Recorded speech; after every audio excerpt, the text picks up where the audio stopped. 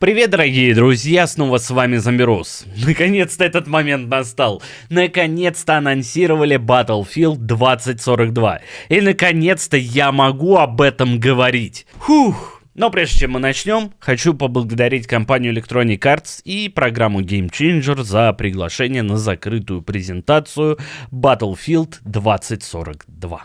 Сегодня мы с вами увидели просто невероятный трейлер Battlefield. Тут тебе и торнадо, который сносит танки, вертолеты, людей и небоскребы. Тут тебе и рендер звука в трейлере. Вот за это вообще отдельный респект DICE. Пацаны, вот это фан-сервис, которого мы заслужили.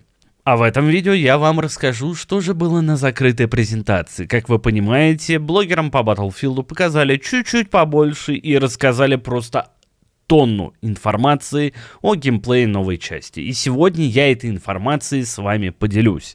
Поэтому обязательно ставь лайк этому видосу. Обязательно отправляй этот видос всем своим братюням, которые интересуются видеоиграми. Это эксклюзивчик. Ну а если ты впервые на этом канале, то обязательно подпишись, потому что, здесь уже 10 лет производятся ролики по батле. Ну и не забывай про мой телеграм-канал. Ссылка в описании. Можно я еще раз скажу, что трейлер просто огонь невероятный. Почему раньше так вы не могли сделать? В общем, видно, что DICE и Electronic Arts взялись за голову, что отказываются от всевозможных экспериментов и возвращаются к истокам. И на самом деле Battlefield 2042 очень сильно возвращается к истокам Battlefield. Вы поймете, о чем я говорю, чуть попозже. Давайте начнем с того, что у нас по факту будет 3 мультиплеера в одном. Первый называется «Тотальный военный конфликт». Очень странный перевод на русский язык, на мой взгляд. Это будет основной режим Battlefield 2042. И в нем представлено 2 режима. Захват и прорыв. То есть вы понимаете, никаких ТДМов, никаких доминейшенов, никаких Capture the флагов. То есть у нас будет по классике прорыв и захват на 128 человек на ПК и консолях нового поколения. Второй режим — это Hazard Zone, или в русской версии опасная зона. Это будет бесплатный отрядный режим, но разработчики из DICE 7 раз за закрытую презентацию сказали, что это не будет Battle Royale.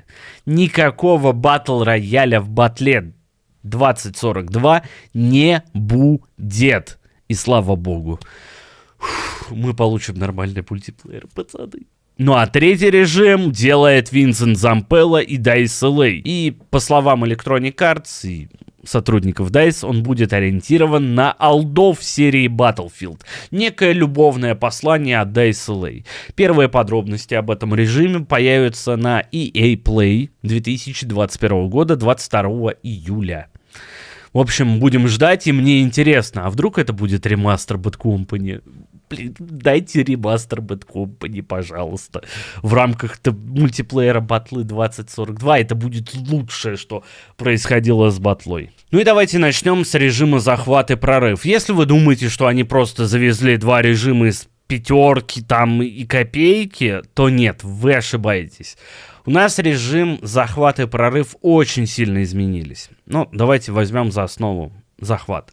У нас теперь не будет флагов. Что в прорыве, что в захвате. Теперь карты будут поделены на кластеры. Внутри каждого кластера будут секторы. И чтобы захватить полностью кластер, вам нужно захватить все сектора внутри этого кластера. То есть похожая система была в PlanetSide 2. И я очень рад, что DICE, во-первых, увеличивают количество игроков до 128 человек, а также берут довольно хорошую идею для таких больших формаций.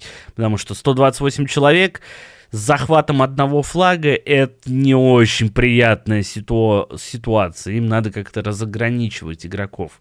И по мне такое решение довольно крутое. А что вы думаете? Пишите все в комментариях. Далее. Кастомизация оружия. Это вещь, которая вот прям у меня сердце кровью обливалось во времена Копейки с ее системой вариантов. И вот эта система специализации, как в Bad Company, только в 2018 году в Battlefield 5. Вот просто забудьте про это.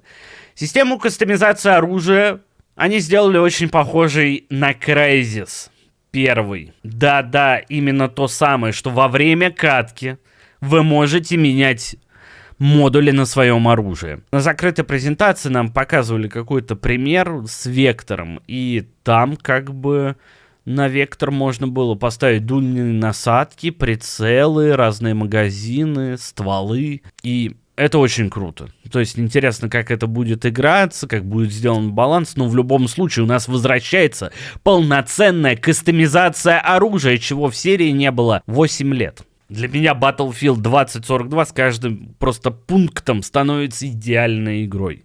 Техника. Вот ее тоже очень сильно изменили. Теперь техника не будет выбираться на спауне. Теперь техника будет вызываться в любое место на карте через какой-то планшет любым игроком. Как это будет сделано, пока что нет подробностей, но я предполагаю, это будет что-то среднее между сквад-стрейком из Battlefield 5, когда мы могли вызывать элитные танки, или что-то в стиле Star Wars Battlefront 2, тех же DICE. И по мне это довольно грамотное решение. Хотя многие танкисты будут бомбить, что вот, мне надо будет фармить очки, чтобы покататься на танке. Это сложно, и вот это все. Потому что, сами знаете, как танкисты играют. Без обид, пацаны, это без негатива. Теперь в транспорте будет гораздо больше мест для посадки. Чем больше народу сядет в ваш танк, БМП, вертолет, конвертоплан, тем опаснее ваша техника будет, потому что они там навернули кучу зенитных турелей, всяких лазерных подсветок и так далее. То есть, вот с кем вы говорили, что типа он будет сбивать эти конвертопланы, в которых будет по 6 человек сидеть. Боюсь, что это будет довольно сложной задачей, потому что он будет по факту обвешен просто турелями со всех сторон, и там будет просто мясо. Чем больше вашей техники сидит народу, тем она опаснее. И мне, знаете, кажется, это напоминает вот Голиаф из Battlefield 2142. То есть это был такой огромный БМП, и чем больше в нем народа сидело, тем он опаснее был. Когда у него были забиты все 8 мест, к нему было невозможно подойти. Потому что он обстреливал просто 360 градусов. И это было очень круто. Я надеюсь, что в каких-то моментах это будет повторяться. Но с другой стороны, типа, если так ты будешь супер скилловым и подобьешь такую технику, то это будет просто счастье для тебя. Синглплеер будет как в Battlefield 2. И я счастлив. То есть у нас будет просто выбор мультиплеерной карты с ботами в соло-режиме или в кооперативе с друзьями. Все. Это самый идеальный синглплеер, потому что последние синглплееры Battlefield были откровенно слабыми. Берем 4, несуразную абсолютно, Копейку, и уж простите меня, боги батлы, Battlefield 5, который назвать-то синглом очень сложно. В общем, все, DICE поняли, что мы не умеем делать синглы, нахер синглы, мы будем делать самые крутые мультиплееры. И это правильное решение. Я счастлив. То есть это реально вот возвращение к истокам серии. Ну а сам сюжет Battlefield 2042 будет подаваться через брифинги на картах и через сезоны. Поэтому будем ждать разнообразные сюжетные пасхалки внутри мультиплеерных заруб. Это будет интересно. Теперь перейдем к вещи, которую я считаю самой спорной во всей презентации 2042. Это новая классовая система.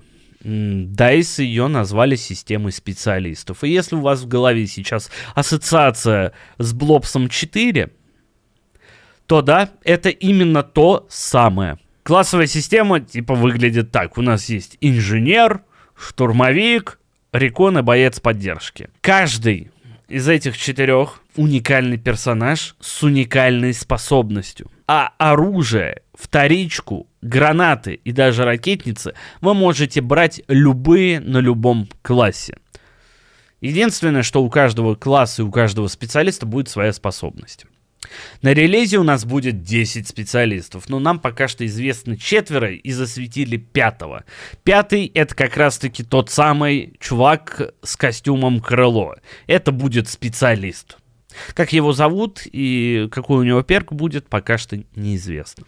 А мы начнем с известных специалистов. Первый. Петр Гусковский по кличке Борис. Борис, что ты здесь делаешь? Пошел на... Это инженер. Его специализация автоматическая турель СГ-36. Привет, большой 2142. Перк, он же талант, оператор турели. То есть он сможет управлять турелью дистанционно. Мария Фальк, медик. Специализация пистолет-шприц С-21. Этот пистолетик будет лечить раненых и оживлять 200-х, то есть убитых. Все. Но не на фулл хп, кстати, поднимает. А вот перк военно-врач позволит вам подойти к своему тиммейту убитому и поднять его дефибом. И тогда у него будет 100 хп. То есть это очень интересное решение. То есть если ты хочешь дистанционно поднять своего чувака, то он поднимается на минимальных хп. Если ты хочешь его оживить на полную, то тебе придется лезть в мясо и пытаться его под огнем оживлять. И это очень грамотное решение. Викус Ван Дейл по кличке Каспер. Я, если честно, думал Каспер Ван Дин сначала, но это Рекон. Его специализация это разведдрон, такой маленький мини-мав будет, а перк это датчик движения. Ну и последний это штурмовик. Вебстер Маккай. Специализация у него будет это гарпун, который в отличие от хардлайна можно закрепить в любую точку. Это очень круто. То есть это будет дикая просто система передвижения у штурмовиков. А перком будет проворство. Позволит ему быстро передвигаться в прицельном режиме и быстро передвигаться на зиплайне. Ну и давайте поговорим про карты. Калейдоскоп. Это будет такой огромный Шанхай на стероидах. Много разнообразных небоскребов. Огромный парк. Какая-то даже речушка там будет представлена. И на этой карте можно будет гонять на тук-туках. Манифест. Это будет такая close quarters карта на манер каналов Ноушехра. И вот мне очень интересно, как она будет в принципе играться в формате 128 человек. То есть под 128 человек, по-моему, манифест будет самой маленькой картой. Космодром. Это карта среднего размера. И да, там можно будет запустить ракету. А можно сделать так, чтобы ракета никуда не улетела и упала на ваших вражин. Ну, тут у меня ассоциация, на самом деле, есть только с картой Special Forces, где тоже был космодром. Но ракету там нельзя было взрывать. Карта обломки. Действие происходит в Индийской Алане. Здесь на фоне экстремальных приливов фракции сражаются за неподконтрольные ядерные ресурсы. При этом сам танкер будет очень огромной локацией с несколькими секторами на разных этажах. И чтобы захватить вот этот именно кластер с танкером затонувшим, вам придется прям помучиться. Следующая карта — Возрождение. Это Аравийская пустыня, Египет. Карта выглядит фантастически. Она будет на манер, наверное, Каспийки, потому что также будет разделена огромным забором на 2 сектора. Вот на такие красивые зеленые луга и на дикую пустыню. И это очень интересная карта, если ее оценивать с точки зрения того, что мы видели на закрытой презентации. То есть там в пустыне будут всякие...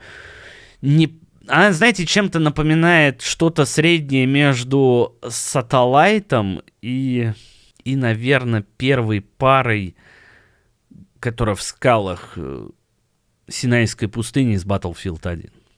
Песчаные часы. Доха. Это, по-моему, самое интересное для меня, на самом деле, карта во всем Battlefield 2042.